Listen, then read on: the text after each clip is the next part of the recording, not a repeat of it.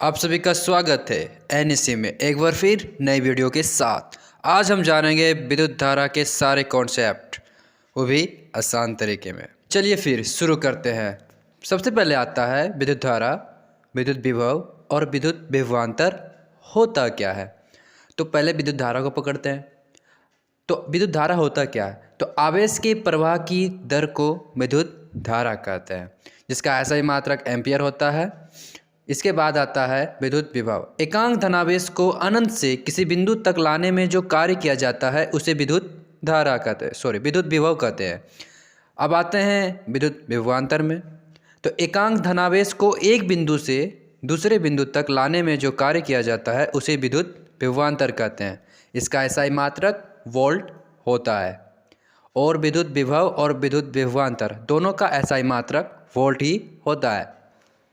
अब आप सोच रहे होंगे, यार एनएससी ये क्या तुम बता रहे हो, हम तो ये पढ़ ही सकते हैं, हम याद कर सकते हैं। तो शॉर्टकट्स बताओ, कोई ट्रिक बताओ ना, जिससे कि हम इसे याद रख सकें। तो आप अगर ये सोच रहे हैं तो फिक्र ना करिए, आपका प्यारा दोस्त एनएससी इसका भी इलाज लाया है। विद्युत धारा होता क्या है, तो इसमें मेन है आवेश। तो आवेश की प्रवाह की जो दर होती है, प्रवाह मतलब जिस तरह से वेव चलती है, प्रवाह का मतलब जैसे नदी में जो पानी बहती है उस टाइप का ही एक प्रवाह होता है आवेश का। दिक्कत यहाँ पे है कि नदी में पानी बहती है और विद्युत धारा के विद्युत परिपथ में यानी विद्युत धारा के रास्ते में आवेश का प्रवाह होता है, यानी आवेश बहुत तेज़ गति से चलती है। तो जो आवेश चलती रहती है यानी कि स्थिति को बदलते रहती है, बहुत तेज़ गति से चलती है, उसे ही विद्युत धारा कहते हैं, जिसका ऐसा ही मात्रक एम्पियर होता है। और विद्युत विभव, तो एकांक धनावेश को अनंत से यानी बहुत दूरी से, मान के चलिए आप उसको नहीं देख सकते हैं, जो अनंत है, अनंत का मतलब जिसे आप नहीं गिन सकते हैं, नहीं समझ सकते हैं, वो बहुत दूरी हो गया से किसी बिंदु तक या फिर आपके घर तक। अगर अनंत से मैं कोई चीज़ आपके घर तक पहुंचाऊं, तो उसको पहुंचाने में मुझे कुछ कार्य करना होगा, यानी मुझे कुछ वज़न लगाना होगा, मुझे कुछ ताकत लगानी होगी, जिसके कारण मैं वो चीज़ आपके घर तक पहुंचा सकता हूं। तो अनंत से किसी वस्तु को या किसी आवेश को एक बिंदु तक पहुंचाने में जो मेहनत लगती है उसे ही विद्युत विभव कहते हैं। और विद्युत विभवांतर ठीक इसी की तरह है, लेकिन इसमें क्या है कि एक बिंदु से दूसरे बिंदु तक किसी चीज़ को ले जाने में जो मेहनत लगती है उसे ही विद्युत विभवांतर कहते हैं। अब दोनों का ही ऐसा ही मात्रक वोल्ट होता है। चलिए इसे और इंटरेस्टिंग बनाने के लिए और अच्छी तरह से समझ के याद रखने के लिए हम इसे एक कहानी से जोड़ते हैं। तो कहानी कुछ इस तरह से है कि एक घर में दो भाई हैं, एक छोटा है एक बड़ा है। तो बड़ा जो भाई है वो अपने मम्मी पापा का दुलारा है, यानी कि वो अपने मम्मी पापा का हर बात मानता है, यानी कि एक अच्छा बच्चा है। लेकिन उसका जो छोटा भाई है वो शैतान है और वो हर समय अपने मम्मी पापा का बात को ना मान के खेलने के लिए चला जाता है।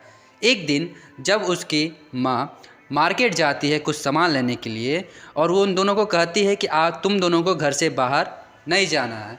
तो पहला जो उसका बड़ा भाई है वो घर पे रहता है अपनी बात का बात मानकर, लेकिन जो छोटा भाई होता है वो शैतानी करते हुए घर से चला जाता है खेलने के लिए। और वो खेल के फिर आता है और देखता है कि माँ नहीं आई है, तो वो फिर चला जाता है। इसी तरह से वो करते करते कभी घर में कभी बाहर, कभी घर या कभी बाहर। तो इसी चीज़ को हम विद्युत धारा में भी अप्लाई कर सकते हैं, इसमें हम विद्युत धारा को मान सकते हैं। तो जो घर में है, जो बड़ा भाई घर पे है वो आवेश की तरह है, और जो घर से बाहर और फिर कभी घर पे कभी घर से बाहर जा रहा है वो विद्युत धारा है। और हम विद्युत धारा के परिभाषा को भी जोड़कर देख सकते हैं। आवेश के प्रवाह की दर को विद्युत धारा कहते हैं। आवेश के प्रवाह की दर मतलब जो आवेश प्रवाहित हो रहा है यानी कि जा रहा है या आ रहा है वो विद्युत धारा होता है। विद्युत धारा का ऐसा ही मात्रक एम्पियर होता है। ठीक इसी तरह से आगे बढ़ते हुए आते हैं विद्युत विभवांतर में। विद्युत विभवांतर को कुछ हम इस तरह समझ सकते हैं। मान के चलिए आप फ्लिपकार्ट से एक घड़ी को ऑर्डर करते हैं और फ्लिपकार्ट का जो मेन ब्रांच है वो पता नहीं है आपको कि वो कहाँ पे है। तो वो जो फ्लिपकार्ट का मेन ब्रांच है वो वहाँ से आपके ऑर्डर को आपके घर तक पहुँचाता है। तो आपका ऑर्डर कितना है? मात्र एक है, और उसकी ब्रांच कहाँ है? बहुत दूरी पर है। तो उतनी दूरी से आपके उस घर तक यानी उस बिंदु तक पहुंचाने में उसे कुछ ना कुछ तो पैसे खर्च होंगे, तेल लगेगा, समय जाएगा, तब जाके वो ऑर्डर आपके घर तक पहुंचेगा। और विद्युत विभव में भी यही तो होता है। एकांक धनावेश को यानी एक धनावेश को अनंत से किसी बिंदु तक लाने में जो कार्य जाता है, जो कार्य लगता है, उसे ही विद्युत विभव कहते हैं और उसका एसआई मात्रक वोल्ट होता है। इसी कहानी को आगे बढ़ाते हैं। जो घड़ी आपने फ्लिपकार्ट से ऑर्डर की है वो अपने लिए नहीं, अपने दोस्त के लिए कर दिए। अब आप सोच रहे होंगे ऐसा क्यों? क्योंकि आपके दोस्त का आज जन्मदिन है, तो उसे आपने गिफ्ट में देने के लिए उस घड़ी को ख़रीदा है। तो उस घड़ी को आप क्या करेंगे? तो उसे आसानी से जनरल स्टोर में ले जाएंगे और उसको अच्छी तरह से पैकिंग करवा कर उस पर अपना नाम लिखवाओगे। ठीक है, तो अब उसे क्या करोगे? पैकिंग करवाने के बाद उसे घर पे लाओगे। अपने घर पे रखने के बाद जब वो शाम होगी तो आप उसके अपने दोस्त के घर जाओगे उसे लेके, और फिर आप उसे ये गिफ्ट के तौर पर अपने दोस्त को दोगे। ठीक इसी तरह से विद्युत विभवांतर में भी होता है। आप सोच रहे होंगे कैसे? तो विद्युत विभवांतर में क्या होता है? एकांक धनावेश को एक बिंदु से दूसरे बिंदु तक ले जाने में जो कार्य होता है या जो कार्य लगता है उसे विद्युत विभवांतर कहते हैं। मैं उम्मीद करता हूं कि इस कहानी के द्वारा आप विद्युत विभव, विद्युत धारा और विद्युत विभवांतर को अच्छी तरह से समझ गए होंगे। अगर समझ में आया हो तो चैनल को लाइक और सब्सक्राइब जरूर करें। अब इसके बाद हम आएंगे विद्युत प्रबलता, सेल, बैटरिक और विद्युत परिपथ किसे कहते हैं या क्या होता है, इसे कैसे याद रखें। तो सबसे पहले आते हैं विद्युत प्रबलता में। विद्युत प्रबलता क्या कहती है? तो किसी चालक के किसी अनुप्रस्थ काट से होकर प्रति एकांक समय में गुजरने वाले आवेश के परिमाण को विद्युत धारा की प्रबलता कहते हैं। इससे आयोजित किया जाता है यानी कि इसे बनाया जाता है। इसका भी ऐसा ही मात्रक एम्पियर होता है। सेल क्या होती है? तो एक ऐसी युक्ति जो रासायनिक अभिक्रिया द्वारा विद्युत धारा को उत्पन्न करती है यानी विद्युत धारा को बनाता है, उसे सेल कहते हैं। अब बैटरी क्या होता है? दो या दो से अधिक सेलों के सामूहिक व्यवस्था को बैटरी कहते हैं। इसके बाद क्या है? तो विद्युत परिपथ तो बोलता है प्रतिरोध, विद्युत स्रोत, प्रतिरोध और चालकों से मिलकर बना बंद परिपथ जिससे होकर विद्युत धारा प्रवाहित होती है, उसे विद्युत परिपथ कहते हैं। समझ में नहीं आया? क्योंकि मैं परिभाषा ही बोल रहा हूँ। इसे चलो चित्र के माध्यम से अच्छी तरह से समझते हैं। चलिए, आपको अब मेरा साथ देना होगा। विद्युत धारा की प्रबलता को समझने के लिए आपको सबसे पहले क्या करना होगा? एक पाइप लेना होगा और उसमें बाल्टी से या फिर मग से उसमें पानी डालना होगा 1 मिनट में। तो 1 मिनट में आपने उस पाइप में जितना पानी डाला वो क्या हो गया? वो पानी का परिमाण हो गया 1 मिनट में। और विद्युत धारा की प्रबलता भी तो यही कहती है कि किसी चालक के किसी अनुप्रस्थ काट से होकर प्रति एकांक समय में गुजरने वाले आवेश के परिमाण को ही तो विद्युत धारा की प्रबलता कहते हैं और इसका भी ऐसा ही मात्रक एम्पियर होता है। मैं उम्मीद करता हूँ अब समझ गए होंगे। अब इसके बाद हम चलते हैं सेल की ओर। सेल को समझने के लिए सेल के परिभाषा को समझना बहुत ज़रूरी है। सेल की परिभाषा है एक ऐसी युक्ति जो रासायनिक अभिक्रिया द्वारा विद्युत धारा उत्पन्न करती है, उसे सेल कहते हैं। यानी कि सेल जो होती है वो रासायनिक अभिक्रिया से विद्युत धारा को अपने अंदर सहेज कर रखे हुए रहती है एक लंबे समय तक, कि जब तक उसका इस्तेमाल ना हो तब तक। और हम सेल का इस्तेमाल बचपन में बहुत बार कर चुके हैं टॉर्च में, और सेल से हमने एलईडी लाइट को भी जलाया होगा बचपन में बहुत बार। चलिए ठीक है। इसके बाद हम आते हैं बैटरी।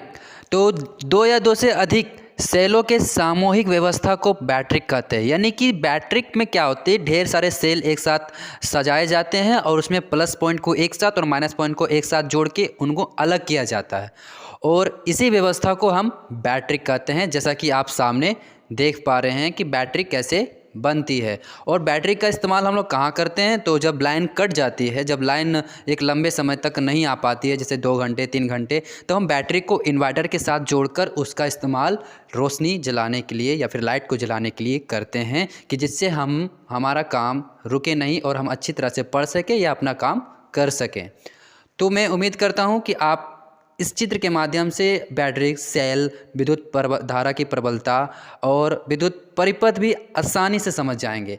तो अब आते हैं विद्युत परिपथ में। तो विद्युत परिपथ को कैसे समझते हैं? विद्युत परिपथ को समझने से पहले विद्युत परिपथ की परिभाषा को याद करिए।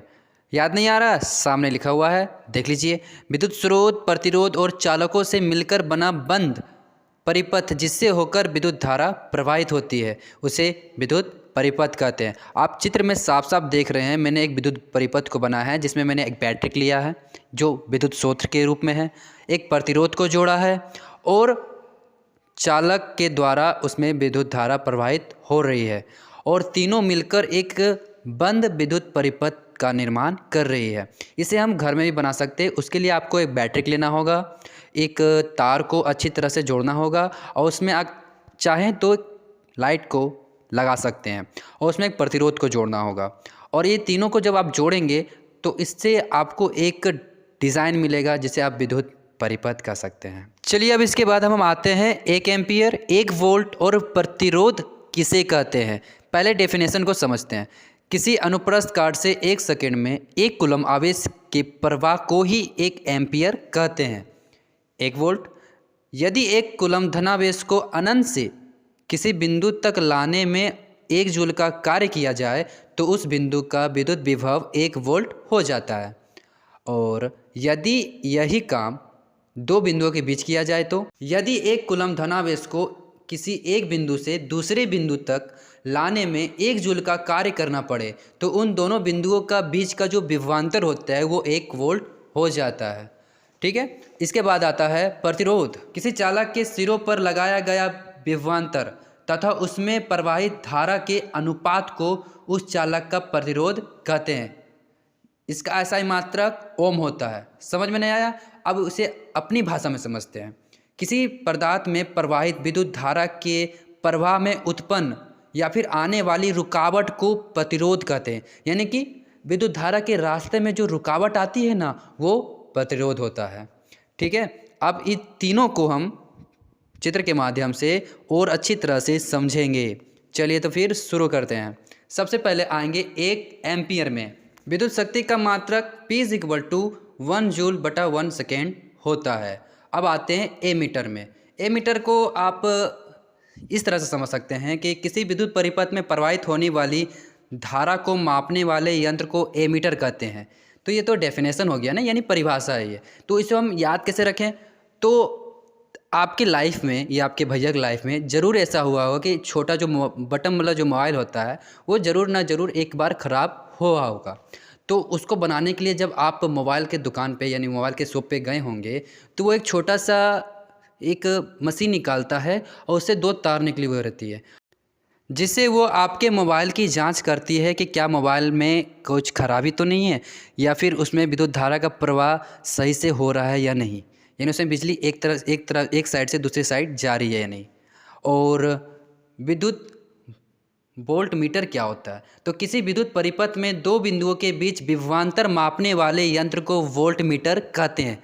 और वोल्ट मीटर का इस्तेमाल बड़ी बड़ी मशीनरी यंत्रों को जांचने के लिए किया जाता है। इसमें छोटी मशीन का इस्तेमाल नहीं होता है। वोल्ट मीटर का इस्तेमाल बड़ी बड़ी मशीनों में वोल्ट को मापने के लिए किया जाता है, जैसे कि इन्वर्टर, रेफ्रिजरेटर, इसी टाइप के ढेर सारे उपकरण होते हैं जिसमें वोल्ट मीटर का इस्तेमाल होता है।